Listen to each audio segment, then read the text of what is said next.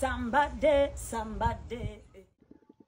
Shiba Kalungi yekoze ebintu mu maka ge eside eno abadde n'obubaka obw'enjawulo bw'abadde akakasa byengenda okubeera nga nkutuusaako ate nga sindi ssanyu muganda wange asaze omubiri ino abadde ne baggayi wali munnange abamukozeeko okubeera nga yasaze munnange ate omubiri byengenda okubeera nga nkutuusaako kw'ossa wali ne Coco Master Shine amazaalibwa ge engeri munnange ate gye gamufudde ow'enjawulo esayidi eno bibadde bitya bampita Jaminati nsinzira ku Jaminati Yugi mu byonna nno kasitobeera ng'olayikinze vidiyo kw'ossa ate n'okusubscribinga nabyo biba bikulu nnyo munnange ate esayidi eyo nzikiriza nsooke ntandike ne Shiba Kalungi. Shiba Kalungi mwana muwala ono abadde mu maka ge wali nga bw'ogezaako okulaba wabula kano akatambi koogeza munnange ate abantu abamu obwama wali abadde wali ng'ayina munnange ate obubaka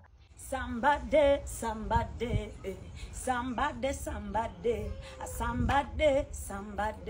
Olenzero sanga somebody.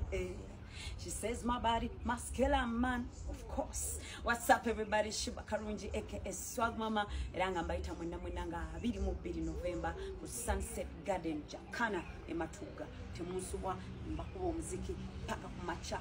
Mami showtime.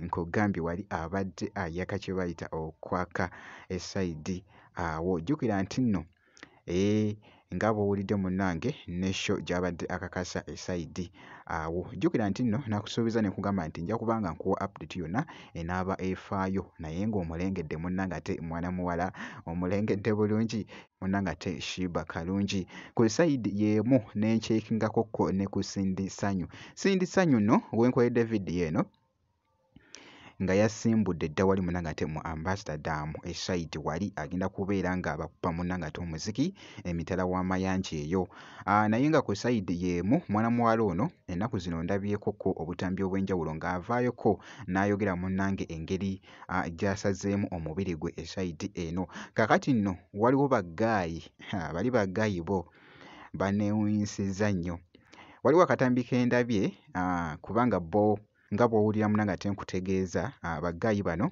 bakola kiyite weight loss esayidi eno omubiri bagusala wabula nga wali omanyi kye bayita enkanya zino ezibeera wano nga ku nnyindo wano esayidi ne sayidi eno ku matama awaawo nga bw'ogezaako okulaba naye omanyi omukyala oyo sooka olabe engeri gye bamukozeemu kakati nno Sindi Ssanyu baggaayi bano munnange ate bakozesezza era nga ndabyeko ko wali obutambi obw'enjawulo ne ndaba nga Sindi ennaku zino wanjawulomukko omubiri agusaze nga bw'ogezaako munnange ate okulaba awo. Sindi Ssanyu visited Glamour Aesthetics for IVD tops. Thanks, my love.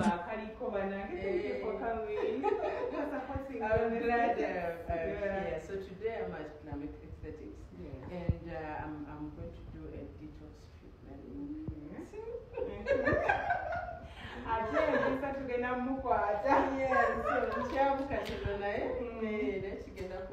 Thank you so much for having us. Thank you for your services. I can't wait to talk about how well this detox has done for me. Okay. So watch this space. All right. Thank you. Bannange abadde ayaka kye bayita okwaka esayidi eyo ye mwana muwala munnange ate Sindi Ssanyu.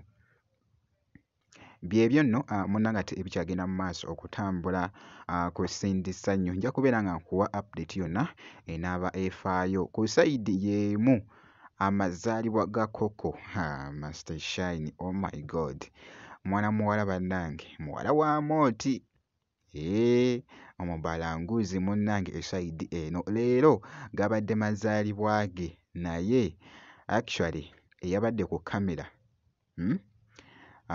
kosa n'abakoze ekisoboka ng'akatambi kano katuuka munnange ate ku mutindo bakoze munnange ate omutindo omweleere nga bw'ogezaako okulaba mwana muwala yabadde atemagana kye bayita munnange ate okutemagana ku mazaalibwa ge.